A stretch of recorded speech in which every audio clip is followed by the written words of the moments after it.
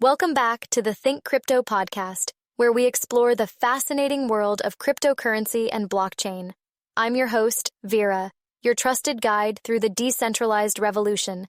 Today, we'll be diving into a topic that's essential for anyone looking to understand the future of money: Bitcoin versus traditional currency. We're going to break down the key differences and advantages, and I'll even channel the words of Michael Saylor, a prominent voice in the Bitcoin space. So let's jump right in. Let's start with the basics: traditional currency, or fiat money. It's what most of us use every day: the dollars, euros, yen, or pesos in our wallets or bank accounts. Fiat currencies are government-issued, and their value is backed by trust in that government. But here's the thing: fiat money is subject to inflation, which means over time, your purchasing power will decrease. As Michael Saylor puts it, currency is a melting ice cube. The more money that gets printed, the less valuable it becomes. You've probably noticed how a cup of coffee today costs a lot more than it did 10 years ago. That's inflation at work. Your traditional money slowly loses its value while you're holding it. Bitcoin, on the other hand, is different. It's not controlled by any government, central bank, or single institution. It's a decentralized digital asset, and it has a fixed supply of 21 million coins. So, unlike traditional money that can be printed endlessly, Bitcoin's scarcity is built into its code. Many people often refer to Bitcoin as digital gold because it shares that scarcity and value-preserving quality that gold has. However, even gold isn't completely scarce. Now, let's look at how these currencies differ in terms of control. Traditional currencies are highly regulated. Central banks, like the Federal Reserve, can print more money or adjust interest rates at will. This gives governments significant power over the economy and your money. In contrast, Bitcoin operates on a peer-to-peer network, meaning no single entity has control over it. As Saylor says, Bitcoin is a bank in cyberspace, run by incorruptible software, offering a global, affordable, simple, and secure savings account to billions of people. This is huge, especially for people in countries where the local currency is unstable or subject to hyperinflation. Bitcoin offers them a way out, a way to store their wealth without worrying about government interference. Now let's talk about transparency and security. Traditional currency transactions often rely on intermediaries, banks, payment processors, or governments.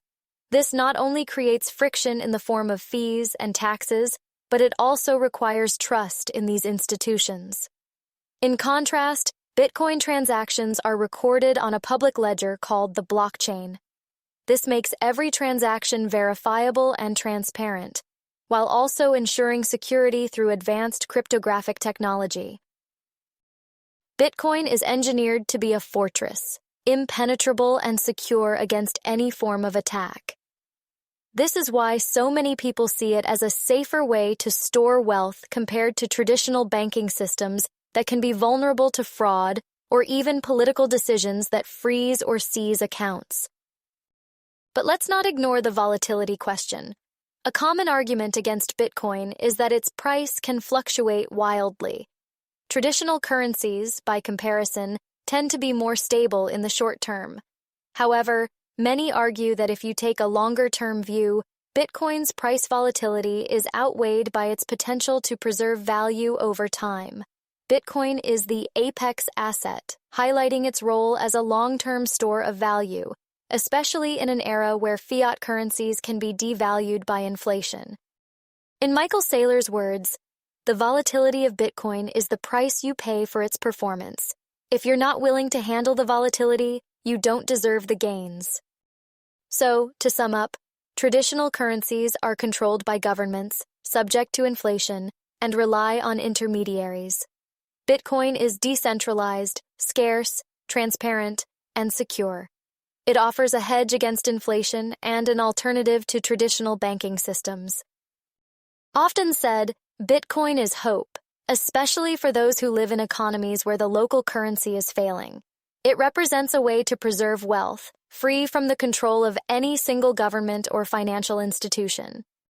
If you're looking to store value over the long term and protect yourself against the devaluation of traditional currencies, Bitcoin might just be the answer. That's all for today's episode of the Think Crypto podcast. I hope you've enjoyed this exploration of the key differences and advantages between Bitcoin and traditional currency. If you have any questions or topics you'd like us to cover in future episodes, feel free to drop us a message. Make sure to subscribe and share with anyone curious about the future of money. Until next time, I'm Vera, your guide through the world of Bitcoin. Stay curious, stay informed, and remember, Bitcoin is the future of money.